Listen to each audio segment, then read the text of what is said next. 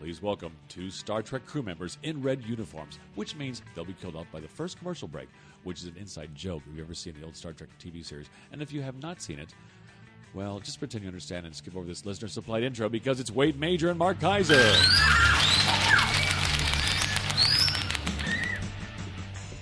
That may be the longest listener-supplied intro ever, thanks to Bob. Nicholas Gordon is responsible for that. Yeah. Stop him. Nicholas Gordon has actually supplied a fair number of our intros. What if his friends call him Nick? Or maybe they call him Lass. Or maybe they say, because Nick can't say no. That's a radio ad. What is that from? I don't know. I think it's from like a... me. I don't know what it's from. It's interesting about this whole Redbox thing. Redbox is going to start selling video games. I know. $2. Now, I would do that. I would go rent a video game for $2 a night from Redbox. You would? I would. I swear I would. I mean, I don't, like Red Dead Redemption or some of these cool games that are out. Because here's the thing. I understand why Netflix doesn't want to rent video games. Uh-huh. Because video games have no lifespan. Like, if a video game is a year old, it is yesterday's news to every kid in the world. Kind of like a hit rap single.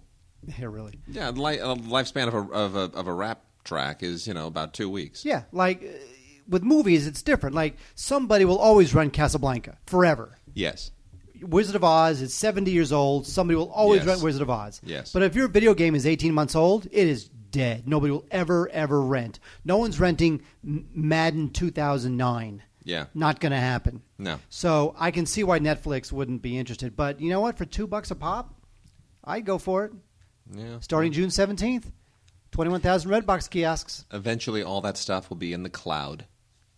I hate that term. You know what?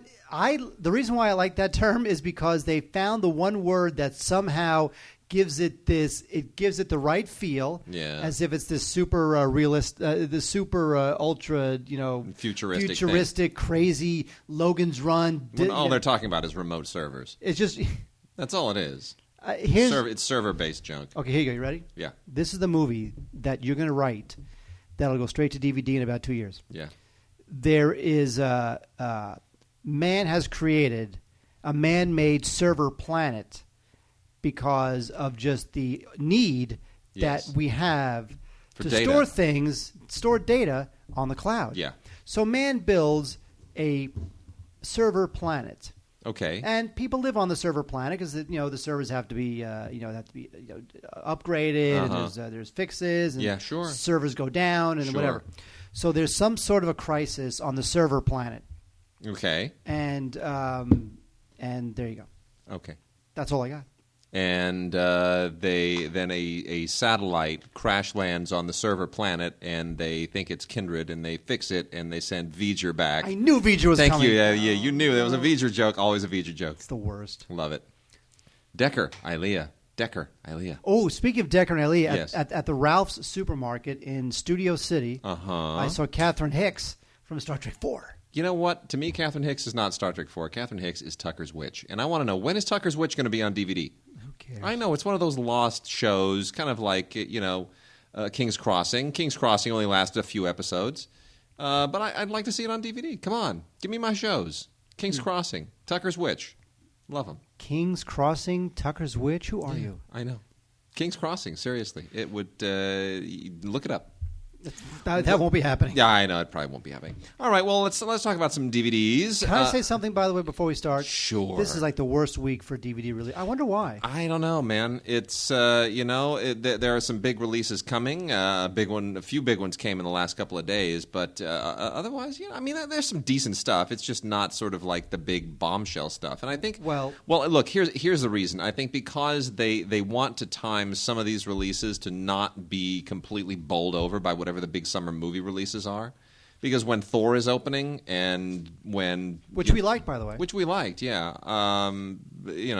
going to go out and rent it or buy anything? Well, just to give you a sense of what's coming up later on in the next maybe 60 days, 90 days, before we talk about Webster Season 2, which Webster Season 2, we can't wait to talk about that. It's big. Battle Los Angeles coming out on June 14th. Yep. We have Beastly, which is a horrible picture, but it's coming out on June 28th. The Boondock Saints, the Truth and Justice edition, a new edition of Boondock Saints, that this marginal cult film that won't go away from '99 with Willem Dafoe. That's coming out July 14th. And The Island is coming out. There's a new version of The Island from 2005 coming out on Blu-ray on June 21st. So, you know what? Even coming up, there's not a whole lot of stuff out there. Whoa. That's what I said. Well, I'm going to start off with a one-off title here that is completely bizarre and obscure. It comes from Facets, and Facets really their business is all about finding the stuff that really the art stuff that nobody else releases. A lot of Czech New Wave films, a lot of films from China, a lot of films from India and Iran, and a lot of really offbeat American independent films. Facets is kind of like they out Criterion and out Kino Criterion and Kino. And they have released, I think, a really interesting set here. The films of James Broughton. James Broughton is an experimental filmmaker who kind of predates Stan Brakhage, and I think in many ways is more interesting than Stan Brakhage. And, Criterion released all those Brakhage films, but this is a 3-disc set from Facets, films of James Broughton, who was active for about 40 years from the 40s into the 80s. And there are 17 films here, and it's really fascinating, very interesting stuff. There's a disc of early black and white stuff, some color stuff from the middle period, and then some stuff that he made with Joel Singer, who I also have never heard of. Later on, kind of the final. This was the final output, the final outburst of creativity. There's some pretty explicit stuff on here, but it's all very artful, very kind of poetic, and kind of beautifully experimental. And I'm not a real avant-garde experimental film guy. Normally, I can respect it on a certain level, but I don't find myself kind of engaged by it emotionally. But Broughton's a worthwhile guy. So if that's your vibe, check it out. By the way, if you needed anything to know how much more experimental this is, Mark, there's a quote on the box here, right on the front. This is the lead quote that they have. His films are celebrations on the joys of living. Do you know who said that? Pete Hammond, Wade Major. No, he once came to one of our awards dinners, and you and I thought he was a homeless guy that had crashed the thing. Do you remember that? No. And then it turned out we were honoring him that evening. Oh yeah, it was. Read it off the box. Jonas Mekas. Yes. And then his little film where he's dancing in front of the camera. That's Crazy old coot. The thing with Jonas Mekas is that I have to say, thank God for the LA Film Critics Association. They really do honor the best in film, the people who don't get the recognition that they deserve. But you know what? Sometimes some of the members are so far up their own butt with some of these people. It's like, honestly, true. That's totally true. Well, let's dive right into some foreign stuff then. Well, let's dive into the film that would have won the best animated film of last year if it wasn't for Toy Story 3, The Illusionist. Oh, I love this movie. I love The Illusionist because it was done by the same guys who did The Triplets of Belleville, and that was like 8 years ago. It was a long time ago. It was like 7 years ago. It takes a long time to do hand-drawn cell animation. Not if you're the Family Guy. I guess. And what I love about this film is that I'm a huge fan of Jacques Tati. If I'm in a certain mood, I will say that Playtime is my favorite movie of all time. Oh, so although it's good. definitely like top 10 or something. But if I really want to put my own head up my butt, I will say that Playtime is my number one film of all time. Yeah. Anyway, the film is it's based on a never produced script by Tati, and the main character is very Tati-ish, as obviously Tati starred in pretty much all of his films. And this is just terrific stuff. It is, what it is? It is winsome and charming with a great score, and it is all about sort of how this one older guy who's like Tati, he befriends this young girl who's sort of at the start of her journey, whereas the Tati character is sort of towards the end. And I just thought it was delightful. It is wonderful. And the thing is, you have to go in expecting almost more of a Tati film than than kind of even any kind of an animated film, because it. No, go ahead, drink your water, make noises. Oh, so you could hear that? Oh yeah, sure. Could you really? That's okay. Because by the way, man's got a drink. Can I say something? Here's the reason why I cannot hear that. I mean, I sense that the audience probably could hear it. Yeah. The reason I can't is because my headphones have been broken for 2 months. Yeah. and we have yet to spring for $20 to buy new headphones. So I don't wear headphones. So I don't know what's happening. I will remedy that. Oh, you I'll remedy won't. that this week. No, you won't. But you don't like wearing headphones is the problem. No, you know what? I don't like wearing headphones if I'm going out after the show. Yeah. Because I don't want to mess up my hair. that's what when it wearing is. headphones. Well, anyway, no, Sylvain Chomet, who did the film, it's very much his animation, but it's not his storytelling style. He really does cop to Tati here, and I think it's great. I think it's a wonderful caricature of Tati, and you have to focus on the film. You have to really pay attention to the details in the film. He doesn't let them pop out at you, and I appreciate that. That's not something you get normally in animated films. Beautiful score, too. How I Ended This Summer is the latest from Film Movement. FilmMovement.com is where you can go to get more information on their fascinating and very, very innovative distribution strategy, because it's basically a DVD of the month club, and then it comes out for the public later, but you always get kind of the first shot at it. And it's like a little film festival to get these things every month. It's there's always a short on them. And this film is a Russian film. It's called How I Ended This Summer by director Alexei Popogrebsky. His pals just call him Al Popo. And, or just Alpo. Or just Alpo for short. Why not? And it's an interesting. It's kind of like My Dinner with Andre at the Arctic Circle, except not. It's a really fascinating, very intimate, isolated character study with these two guys in an observation station around the Arctic Circle, and what transpires because of their detachment from society and their close proximity to each other. Actually, really well written, incredibly well photographed, fascinating film.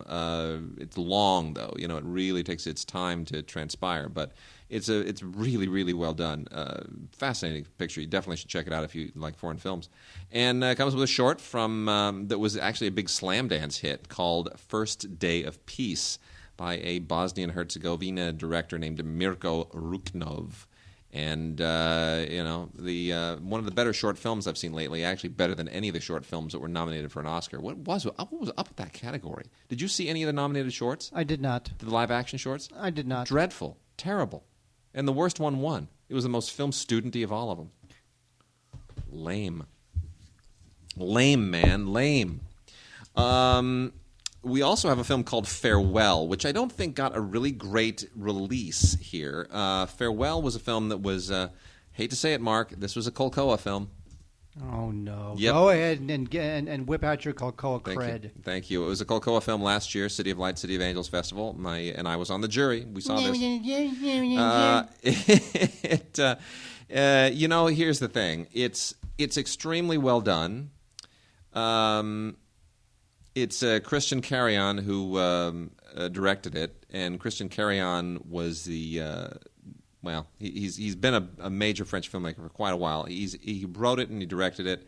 It's very, very good, but some of the casting drove me nuts, and I'll tell you exactly what it is. Now, first of all, what this is basically about, it takes place in the early 80s, and it is essentially about the spy scenario that transpired in the Soviet Union that led to, or that was one of the factors in leading to the demise of the Soviet Union, involving a Russian guy who had turned informant, and he contacted this spy at who was like a reluctant spy at the French embassy, and how he begins passing information, and it's really actually quite interesting. And a lot of it is in English because you deal with all these different languages and all different political situations. However, Fred Ward as Ronald Reagan just took me right the hell out of the movie. Fred Ward doing Ronald Reagan just took me right the hell out of the movie. It was unbelievable. The French spy, the reluctant spy, is played by Guillaume Canet, who is a great filmmaker in his own right. He directed Tell No One. A terrifically film. Confusing film. Yeah, really good film. But honestly, the Fred Ward as Ronald Reagan took me right out. Willem Dafoe shows up in this thing as well. There are actually a lot of American actors. David Soul, by the way, plays one of Ronald Reagan's advisors. Awesome. Isn't that great? It's time for David Soul resurrection. It really is. He was on stage in London the last time we were there a couple of years ago. starring in, you know what it was? How to Succeed in Business. Jerry Springer, the musical. He was playing Jerry Springer. You know why he was doing that in London? Why? Because nobody will hire him in America. But seriously, Hutch is playing Jerry Springer on stage in London. That's whoever would have imagined that? And you realize that Starsky directed like The Running Man, a huge Arnold Schwarzenegger action film. That and he like now hawks reverse mortgages or something on TV. Terrible. Yeah.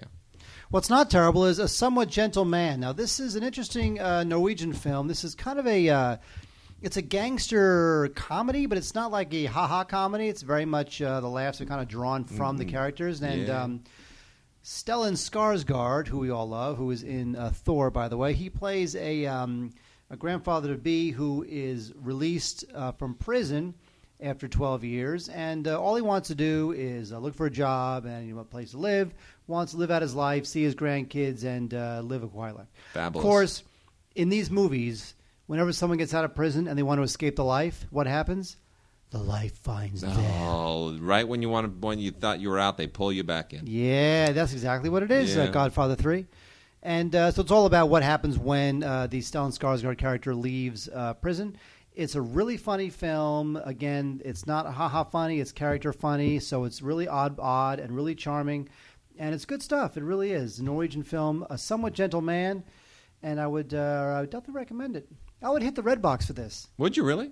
Yeah. All right. For $1?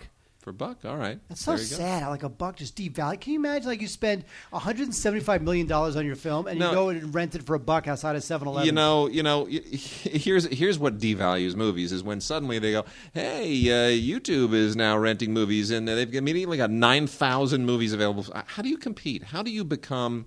Like, movie making is going to become a hobby if suddenly it's just thousands of them out there, and they're just pouring out there nonstop, and you can get them for $1. It's like, no, there has to be some scarcity to the thing. Well, I'm just afraid that people are going to start to get a little confused. Yeah, they are. Like if you want to watch the God whatever. Yeah. Is it on YouTube? Is it on Hulu? Is it on Crackle? I'm gonna give away a little something that I was saying this some years ago. I said there has to be a way of doing this sensibly, because you can't have now. It's going to be a different kind of format war. It's going to be like, where do I find this movie?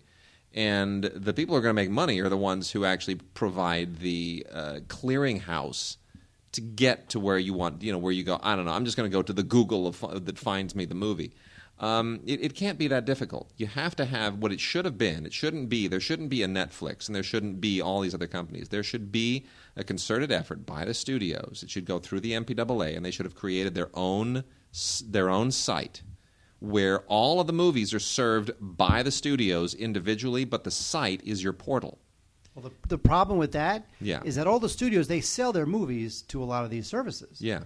It's just a library play. You're selling your library to whoever. Yeah. If the studios do it themselves, then they're not selling the library. They're cutting out the middleman. They're getting the money directly from the consumer. Yeah. So the studio would charge, $3. Whatever it is. But at least you make it easy to find, and you make it easy to promote certain films, and you have a film of the month, and everybody picks, this is this month, and you kind of program it like a film festival, or like or like the American Cinematheque, or the AFI. You program it so that March TCM does this, right? March is Humphrey Bogart month.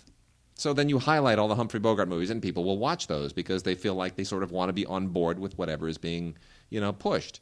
And yeah, it's kind of a cheap consumer trick, but good grief, that's the only way that you're ever going to maximize those libraries. Otherwise, it's just like letting people look for a needle in a haystack. It's crazy. It's not helping the libraries. You sounded kind of Walken-esque when you said it's crazy. It's crazy. It's crazy. It's crazy. Sometimes it's just crazy. Sometimes I see headlights and I want to drive right into them. Whatever that line is. One of the unsung Christopher Walken roles, Annie Hall. Come on, Annie Hall's brother. Awesome. It's great. That's when Christopher Walken first captured everyone's attention, and people thought, wow, he's kind of weird. I like him. I bought a book today strictly because Woody Allen recommended it. Really? I read an article, and Woody Allen has a new movie coming out, Midnight in Paris. By the way, are you going to the premiere? Midnight in Paris next Wednesday? No, I'm seeing it tomorrow afternoon. What? There was a premiere at the Academy. Yes. The whole 9 yards. What does Mark love at these things? Food. Yeah. Reception. Yeah. Midnight in Paris. Anyway, so to promote it. Well, it just premiered at Cannes. So. I'm sure it's terrible, by the way. I have a feeling it's terrible. Well. To promote the film, Woody he's doing a bunch of interviews. Is he showing up at the premiere? No. Well, then why go? Because I want to get free food. Okay. Plus, I love the Academy Theater. Yeah. Anyway, so Woody was asked like his 5 favorite novels of all time. Mm-hmm. And, he mentioned this one novel, The World of S.J. Perelman, who wrote a bunch of who helped write a bunch of the Marx Brothers films. And he was an essayist, and Woody said he was like the funniest guy he's ever read. So I bought the book, The World of S.J. Perelman. Wow. All right. I'm done. Very good. All right, got a tweaked and twisted, totally disturbing and sick and psychotic Korean film here called I Saw the Devil. And you know what? I don't know what goes on in Korea and Japan, but they are just completely screwed up over there. They are brilliant and screwed up. This film is unbelievable. I mean, like so many Korean films. Jeez, how many Korean films are just so tweaked where 6. you just think, huh? 6. Thank you. But you know what I mean? They're so tweaked over there. They really are. It's unbelievable. Well, because here's the thing: a lot of these Asian cultures, they're very they seem very serene and buttoned up and quiet on the surface. But you know what that always means? Yeah. There's some crazy crap going down underneath. Well, this is a beautifully made, incredibly sharp film. We got it on Blu-ray, and man, it's a spectacular looking Blu-ray from Magnolia. But my gosh, what a tweaked movie!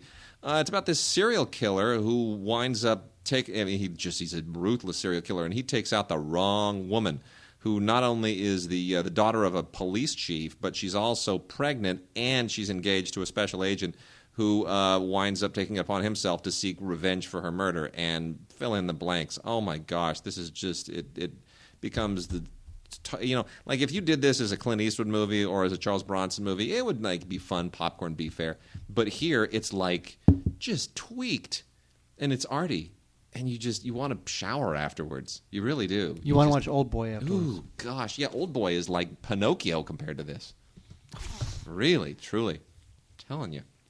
All right, let's. We should go into some music and actually here. Let me get this stuff out. You're a fan of that thing. You know her. Yeah.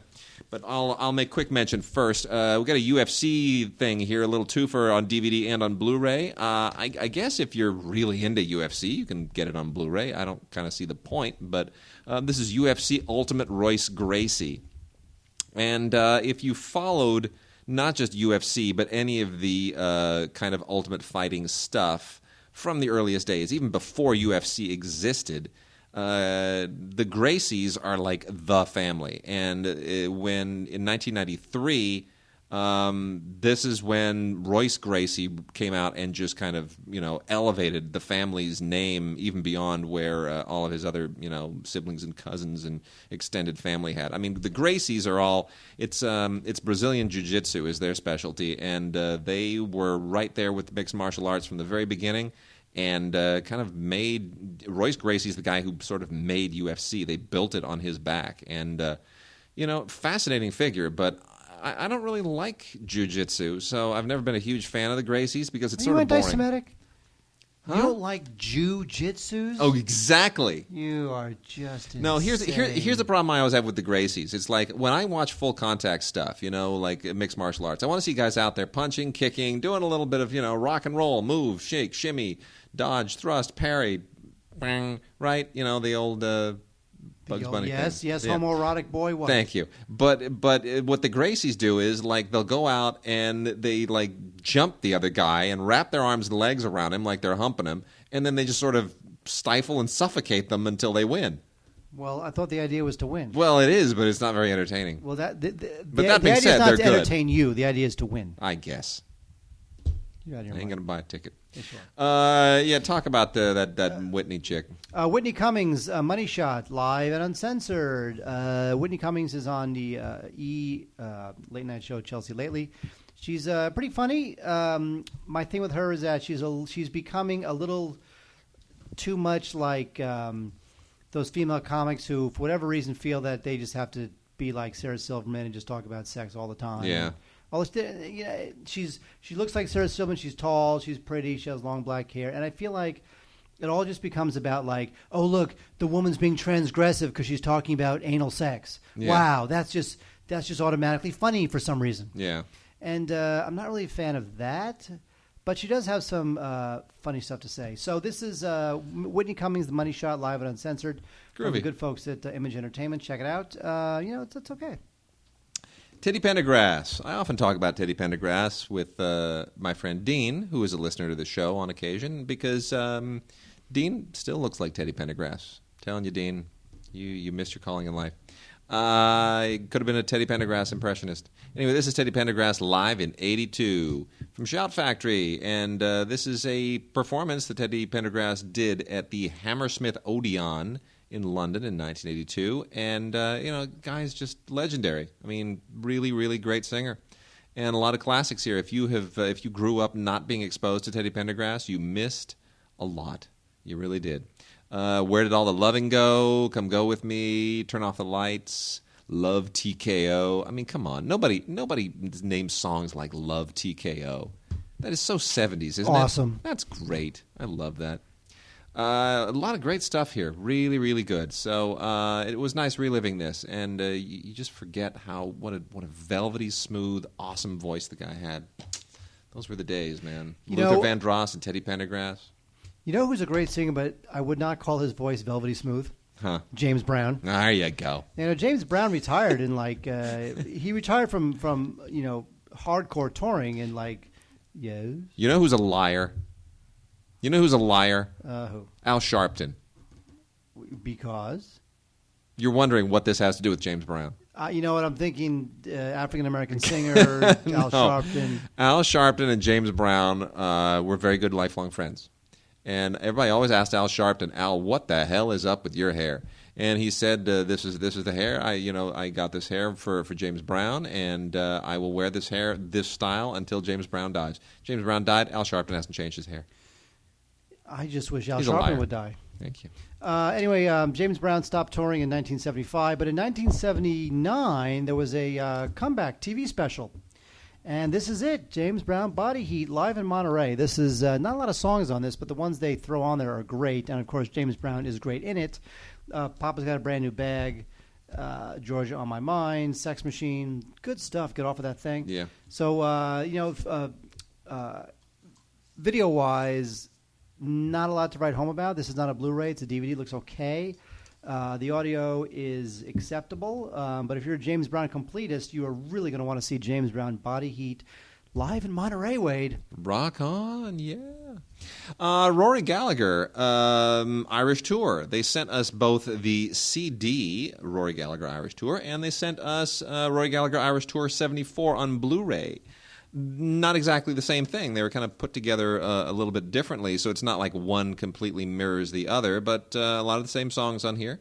Walk on Hot Coals and Tattooed Lady and Cradle Rock and it's I don't know. How do you feel about Rory Gallagher? You big on Rory? No.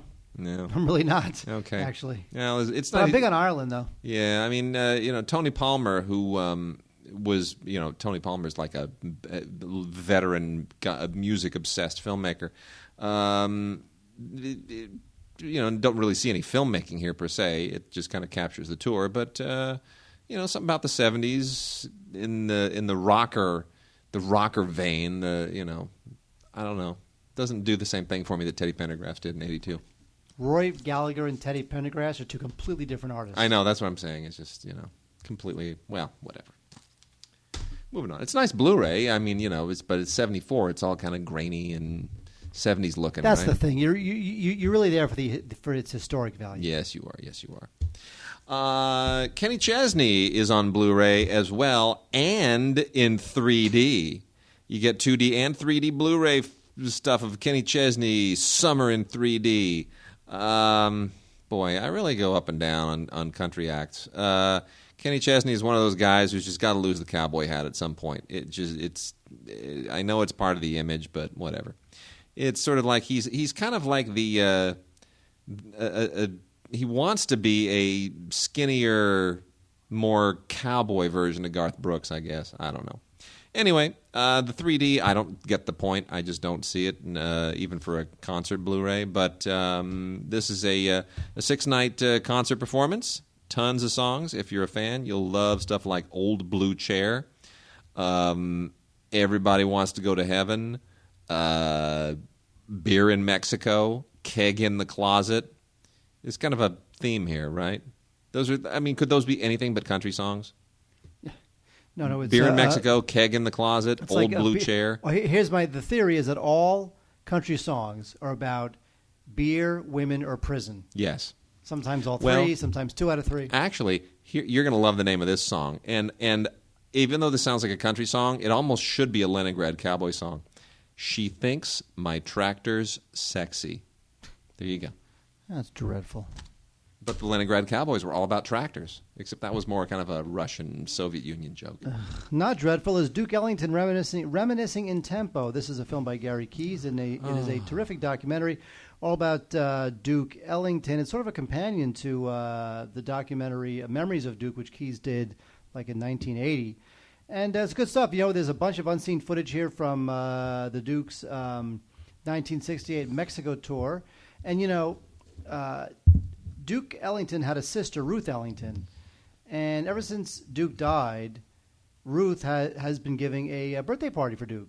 Wow, on his really? birthday. He gets a bunch of people together, and they sort of reminisce, awesome. and they play music, and there's some footage of that here. But it's really just all about the Duke and the rare concert footage from '68 in Mexico. Wow. It's just fantastic.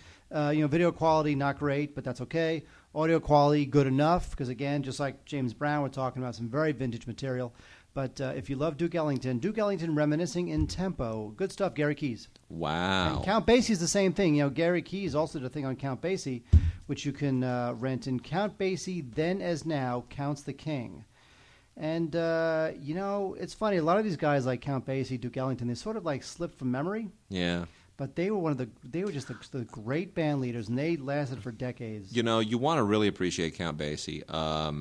There's what one of his great movie cameo appearances is? Blues Brothers. No. Cinderfella.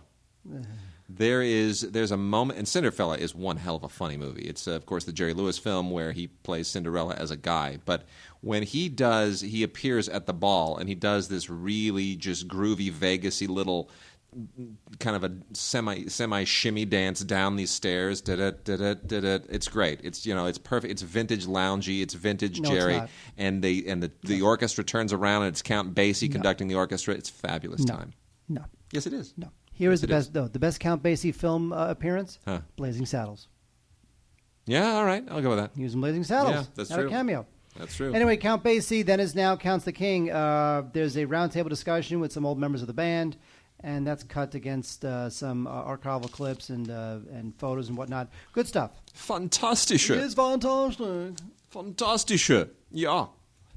Let's roll through some docs, and then we've got a giveaway here with the docs. We do? Yes, we do. We have it's actually kind of a funny giveaway. Maybe you should have told people that at the top of the show. Yeah, so they would listen. whatever. So we got a little giveaway here, and then we're going to read some listener mail, and we'll wrap out with whatever we can wrap out with. It's one of those weeks, people. Here's what we're giving away: the Spike Lee film "If God Is Willing and the Creek Don't Rise." This is from HBO Documentary Films, and it is terrific. It is absolutely terrific. This won a Peabody Award, by the way. Spike Lee made an amazing film called "When the Levees Broke: Requiem in 4 Acts" about the flooding in New Orleans, and this is almost kind of a companion piece to it, and it's great. I wish Spike would make more documentaries than feature films because he is so gifted at just. He's not Passing Strange, which is is really good too. Is amazing. I know. I love that film. I think when he makes narrative films these days, sometimes he gets a little too didactic. But when he's sort of constrained by telling real stories, man, he's good. He's just really, really good. Does an audio commentary in here that is very, very sharp, and you realize, man, the guy really does still have it, and I wish he'd kind of find his groove again. But anyway, this is just a 5 years later tribute to the people of New Orleans, and it goes along with when the levees broke, and it is absolutely terrific. And we're going to be giving away 3 copies of this. So here's what you're going to do. Tell us what your favorite Spike Lee film was. Send us an email at gods@digigods.com. Again, that's gods@digigods.com. And just, it doesn't have to be an essay or anything, but just tell us what your favorite Spike Lee film is and why. And the responses that we find most poignant, most touching, if you're a real Spike Lee fan, if we get a real sense that you're this guy is a meaningful filmmaker to you for a very important reason, tell us, share something personal. Not too personal, mind you, because Mark... Like Jungle Fever, like a Jungle Fever story you may not want to share with us? Yeah, don't share something too personal, because, Mark will save those, and who knows what he'll do with them. Yeah, you know what I'm talking about. But otherwise, just tell us, send it to gods@digigods.com, put Spike in the subject line. Just put Spike. Spike. Just put Spike. And get them to us by the 15th. And as long as they're dated on the 15th and not later, we'll be good. And we'll select 3 winners from that, and we will send you a copy of If God Is Willing and the Creek Don't Rise. Pretty great. Pretty great. Not so great is Looking for Fidel. This is the Oliver Stone film where he honestly tries somehow... He's lost it. It's like, it's one thing. Look, South of the Border was another one. I know. It's like, Oliver, it's one thing to be left-wing, but to sort of chum up with Fidel Castro and to try to portray him as being misunderstood, it's like, really? Honestly? Have you gone that far off the deep end? Like, what? Seriously.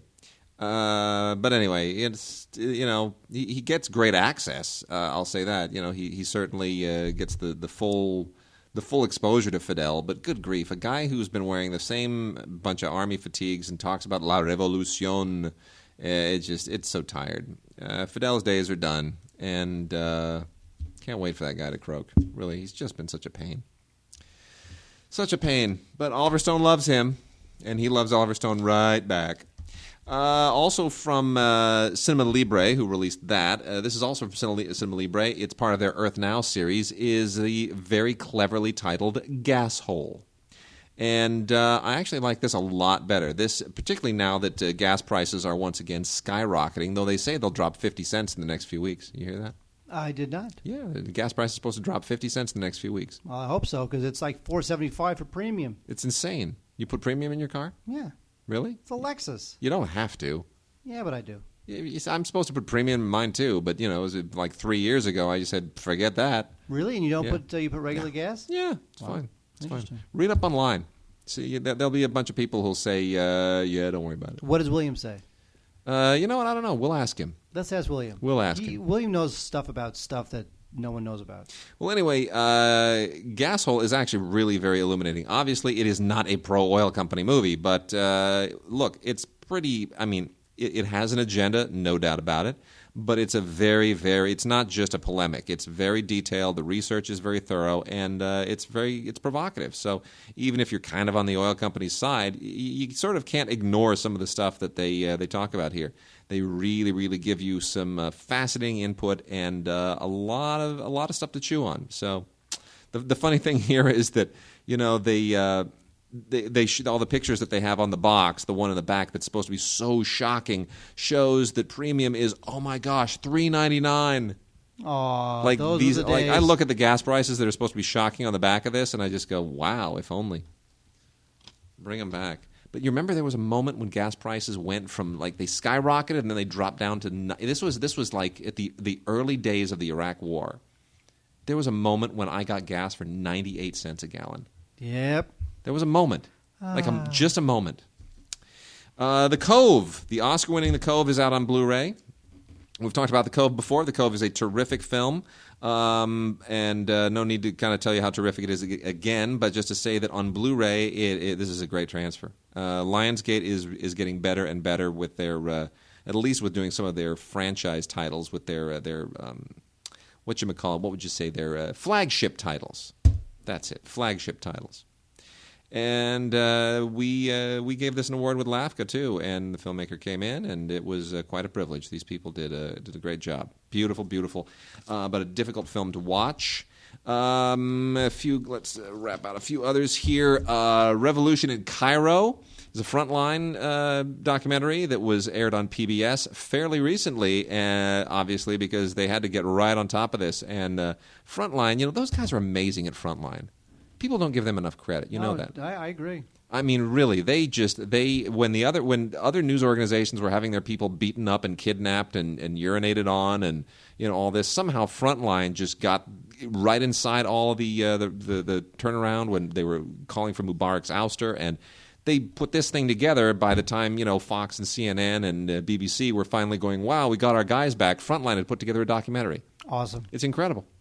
It's really, really good, and you should check it out. It's particularly focused on the Muslim Brotherhood, and everyone always talks about, well, are they going to be the ones that sort of take over in the country, and then we have to deal with Muslim fundamentalists instead of a secular dictatorship? What's going to happen? It's all of this fear about it. This is very thorough. Does it give you any comfortable answers? No, but it's good. It's really good. Let's see. Mark, you got anything over there? Webster season 2. No. Oh, here we go. I got it. Do Falco, and I'll do Buto here. Speaking of political documentaries, we got a few of these. Bhutto is from First Run Features. This is a beautiful profile of Benazir Bhutto, the remarkable Pakistani prime minister who, of course, was assassinated some years ago. And it's just breathtaking. This is an incredible story about an incredible woman, and really, really well put together, beautifully told, fantastically professional documentary. Excellent in every respect. I can't recommend it highly enough. It even has a quote from Box Office on the cover. An epic story, riveting, brilliant. I don't even know who reviewed this for Box Office. Do you remember? An epic story, riveting, brilliant? I'm thinking PH. Yeah, okay, sure. I'll go with that probably. Anyway, no, this is really, really good. You got to check this out. Benazir Bhutto, to date, the first and only woman ever to lead a majority Muslim country, and she was assassinated rather brutally. Can't believe it. Unbelievable. She got the Gandhi treatment. What's up with Falco there? Here's the thing, Wade. When I think of Falco, I think of one thing.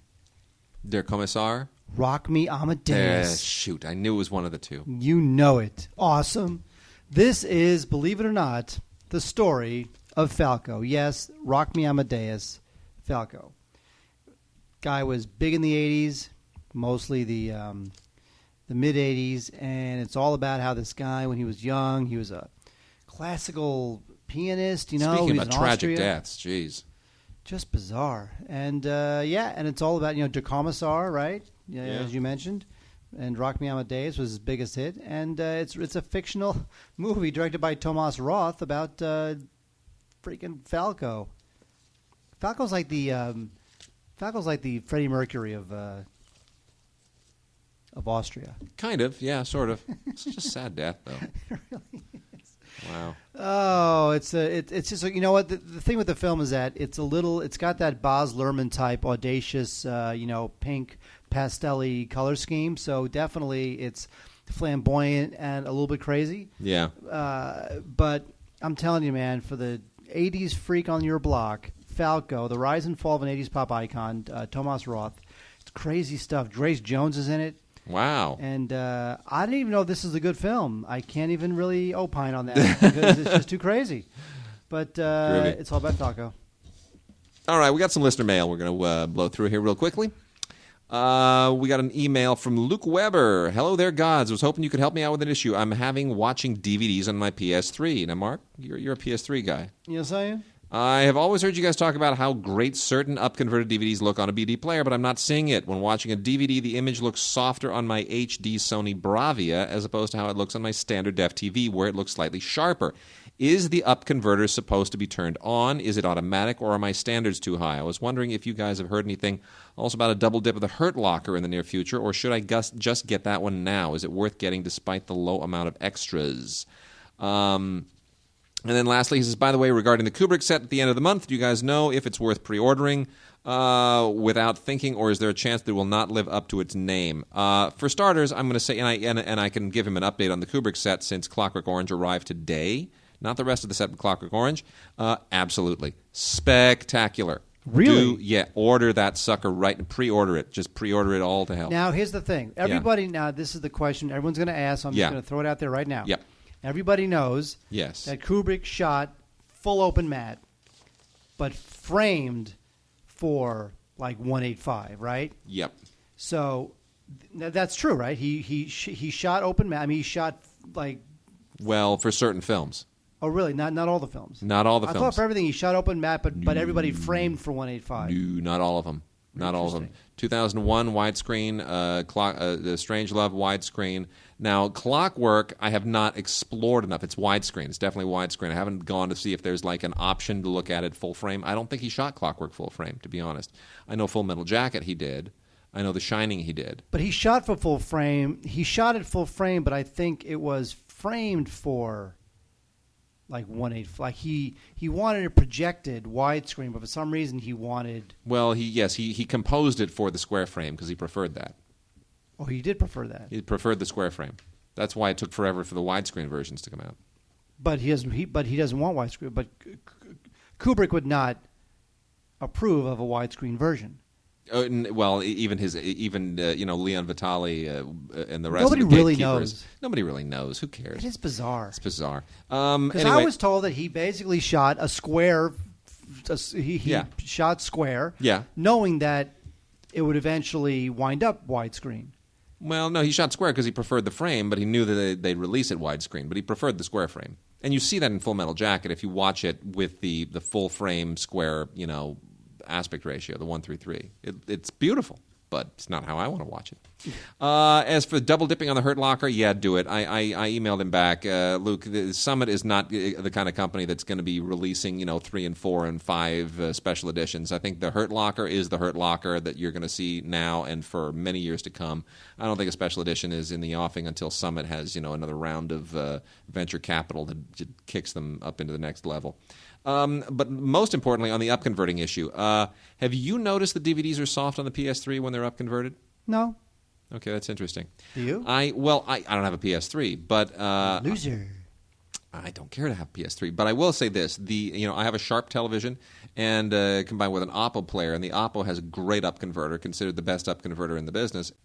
If you just have a killer television that gives you unbelievable Blu-ray reproduction, that upconverter should really deliver. So I'm going out on a limb here, and I'm going to say that the PS3 upconverter is probably not doing its job as well as it should. But then again, Sony doesn't really want you watching Blu-rays on their PS3 or watching DVDs on their PS3. They want you watching Blu-rays. They want you to, the upconverter is not... They don't want you seeing DVDs and going, well, it looks pretty great upconverted. No reason to get a Blu-ray because Sony makes Blu-rays. Sony is the Blu-ray. They're the Blu-ray people. And they're a movie studio, and they want you to buy their Blu-rays. Yeah, they want you to buy Sony movies on Blu-ray and then watch them on a Sony Blu-ray player. Exactly. Next, we got an email from Killian McGillicuddy. Oh, I love that name. Good Irish name, Killian. A great name. Is that really his name? That's his name, man. Killian McGillicuddy. Thanks from Ireland, he says.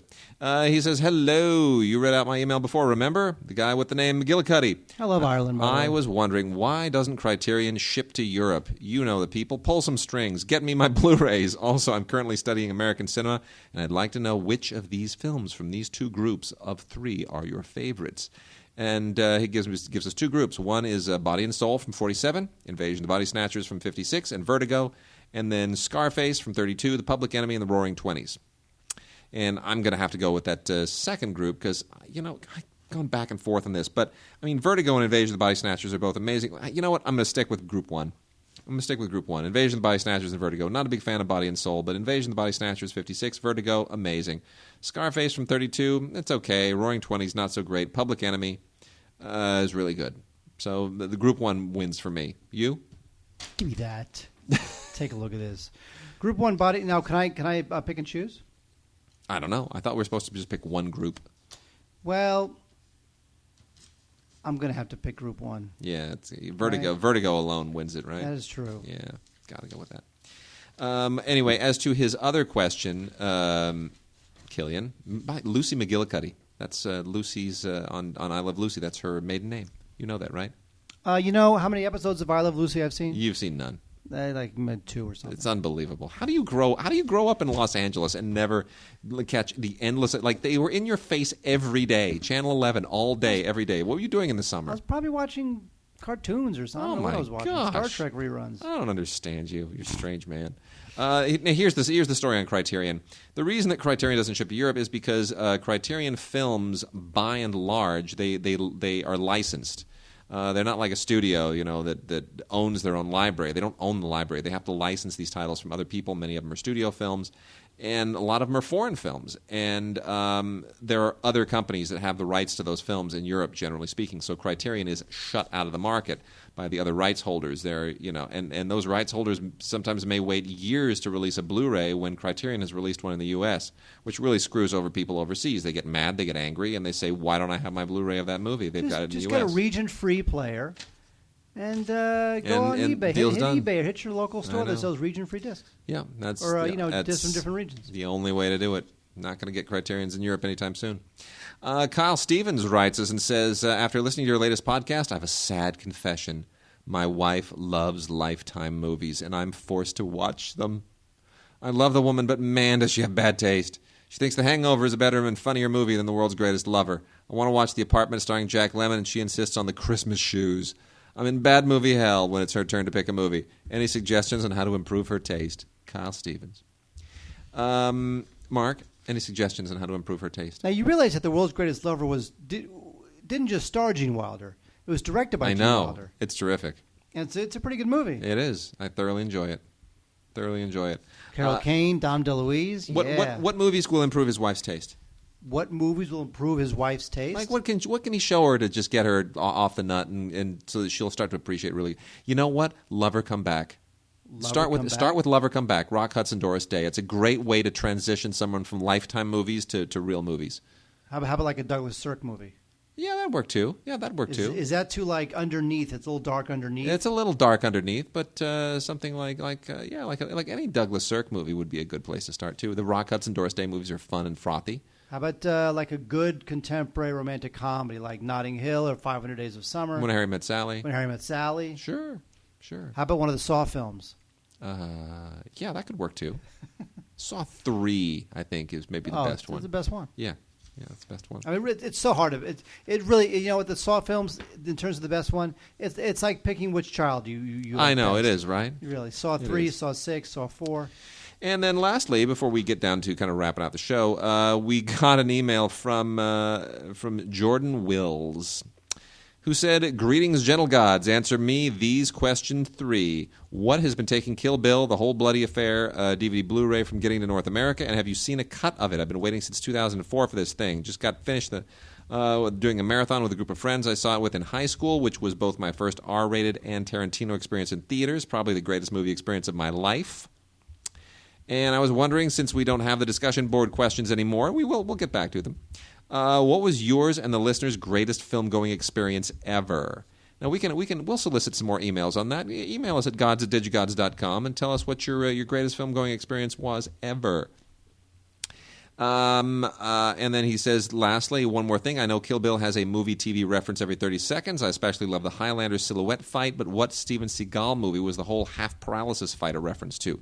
Seem to remember a grizzled Steven Seagal coming out of a coma and fighting off enemies in a wheelchair with a broomstick as a child. To answer the first question, I expect that Kill Bill, the whole bloody affair, will come out fairly soon, hopefully, but here's the problem. It's part of the Miramax library. The Miramax library was in turmoil until Ron Tudor bought it from Disney after much nasty negotiation.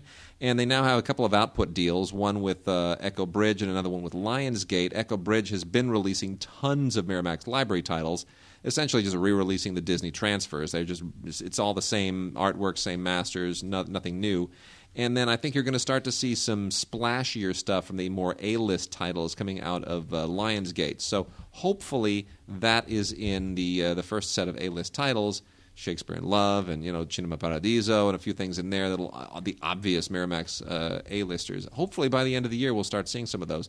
I would say maybe not by the end of the year for this particular film, but let's hope soon. I agree. I'd like to see the whole thing. The greatest movie experience of my life. Mark, you go first. The greatest movie-going experience? Yeah. That's tough, man. I mean, how do you say one thing? I've got two. Really? Oh, yeah. What are your two? I've got two. Very easy. One was the first one was the re-release of The Sound of Music.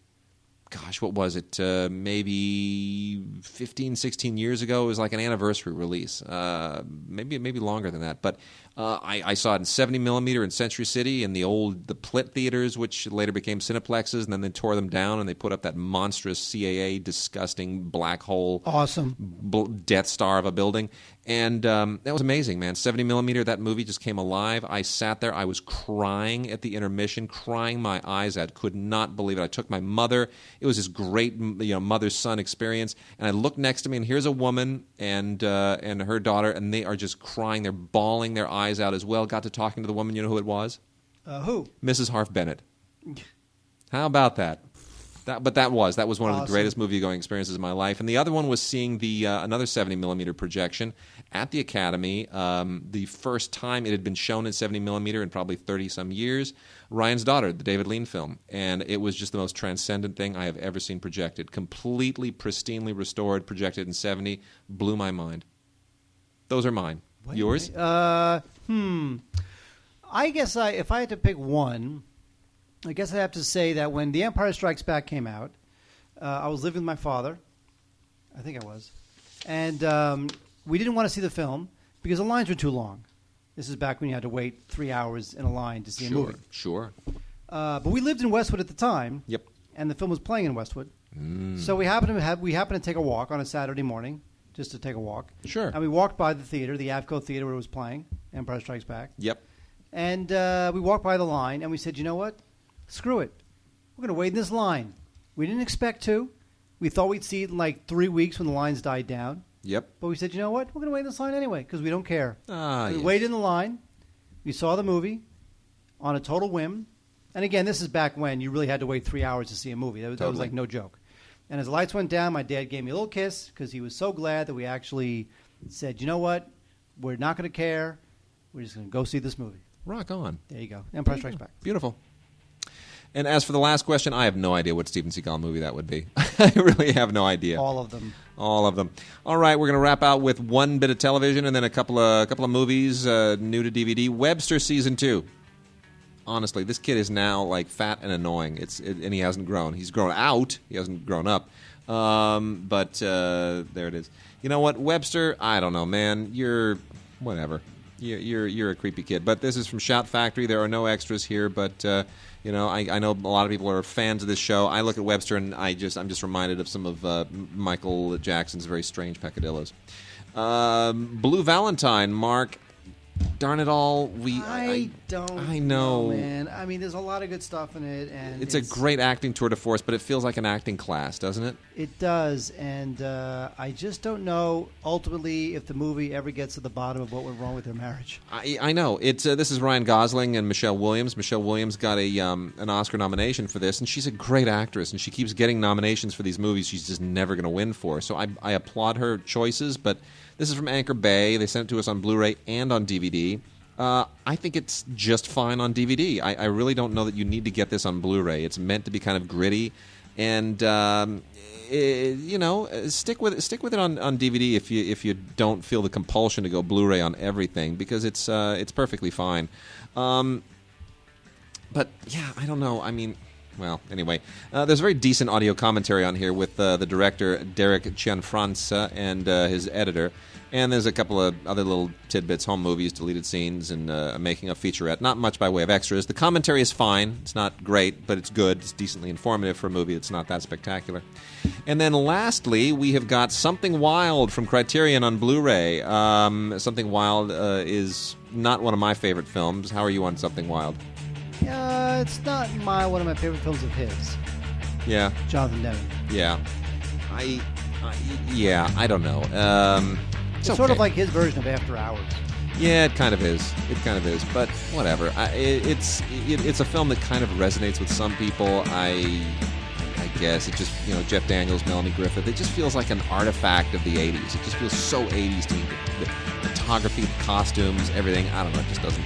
It's not brilliant. But anyway, it's good Blu-ray if you're really into it. So interesting new interviews and really good transfers. And there it is. So, once again, giveaways. Send us those emails to godsdigigods.com. Spike, tell us your favorite Spike Lee film, and we'll get you copies of If the Creek Don't Rise. Wade and Mark signing out.